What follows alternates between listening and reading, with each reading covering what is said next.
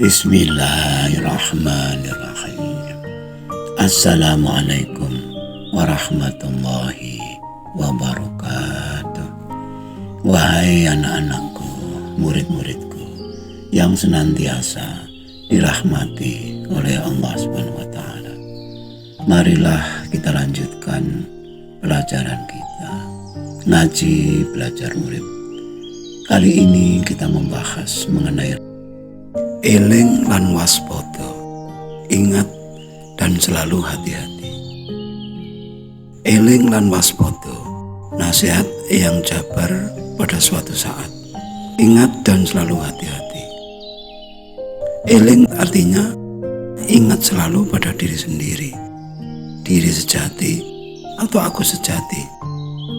Dan waspada artinya hati-hati terhadap gerak-gerik panca indera kita dan pikiran kita. Indera kita termasuk mata, telinga, hidung, dan peraba adalah pintu masuk kepada pikiran kita. Sedangkan pikiran kita adalah penentu perbuatan kita. Kita harus selalu ingat bahwa pikiran negatif akan melahirkan perbuatan negatif. Dan perbuatan negatif yang dilakukan terus-menerus mengundang musibah, kesialan, atau bahkan penderitaan hidup atau hidup yang menderita. Contohnya adalah ketika tampak sebuah sepeda motor yang terparkir di depan sebuah toko dengan kunci kontak yang tertinggal di sepeda, akan merangsang bagi mereka yang punya niat tidak baik untuk mencurinya.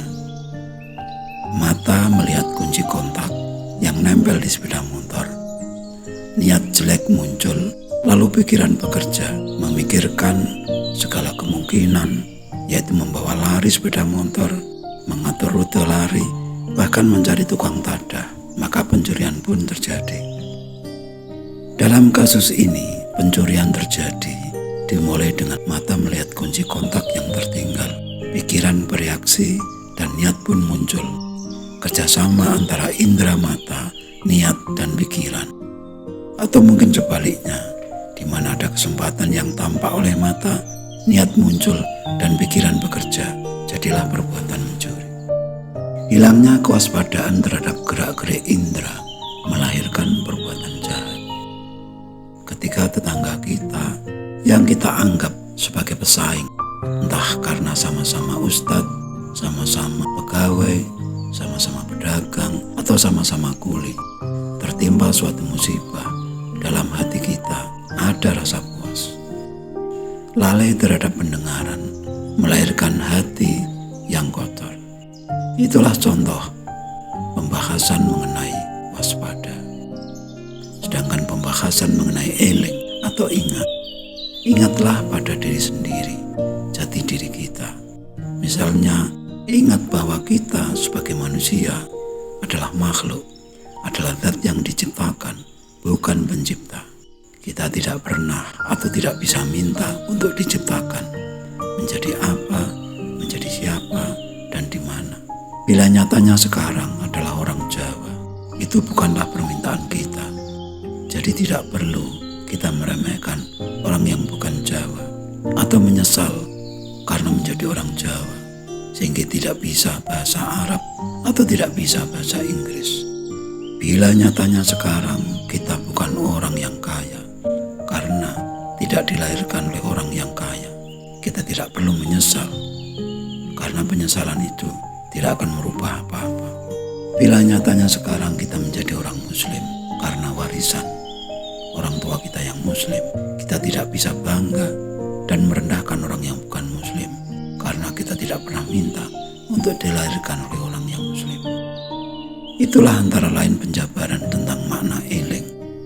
Eling, ingat siapa diri kita sekarang.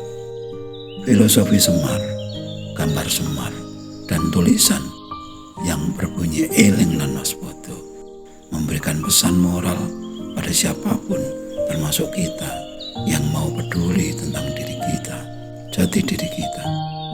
Pesan seperti ini tentu saja tidak berlaku bagi orang-orang yang tidak peduli pada jati diri, moral, atau akhlak.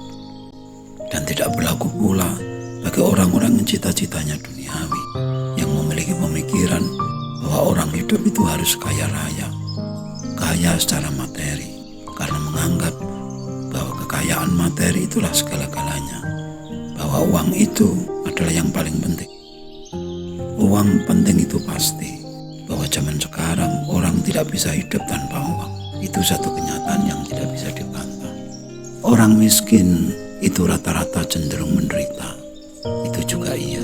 Namun kenyataannya tidak semua orang kaya raya itu bahagia. Tidak sedikit orang yang banyak uangnya, namun juga banyak penyakit.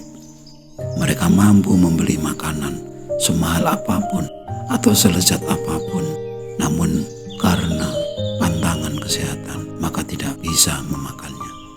Seorang pemilik perusahaan yang sukses, yang terlalu banyak pekerjaan dan terlalu sibuk, berangkat kerja pagi, pulang malam hari.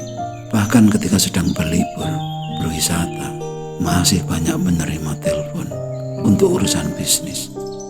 Juga tidak mampu menikmati jabatan dan kekayaannya. Sering stres karena pekerjaan dan ujung-ujungnya juga tidak bahagia. Inilah suatu bukti bahwa tidak selamanya orang kaya itu pasti bahagia. Juga dengan orang miskin sulit untuk bahagia. Itu adalah suatu kenyataan, namun tidak mustahil untuk berbahagia. Sebenarnya bahagia itu bukan masalah miskin atau kaya, namun siapa yang selalu eling dan waspada. Sebagaimana filosofi Semar kesengsem barang kang samar, selalu tertarik atau penasaran terhadap hal-hal yang samar yang belum diketahui, sehingga terangsang untuk belajar dan terus belajar. Orang yang selalu haus untuk belajar berpotensi meraih kebahagiaan yang tidak terhingga, termasuk di saat menerima atau memberi, untung maupun rugi, senang maupun susah. Sekali lagi, eling lan waspada. Sekian dulu wajangan yang mohon maaf atas segala kekurangan. Semoga selalu bermanfaat, dan marilah berdoa bersama. Ya Allah, mudahkanlah jalan pengabdian kami kepadamu. Amin, amin, amin. Ya Rabbal Alamin. Wassalamualaikum warahmatullahi wabarakatuh.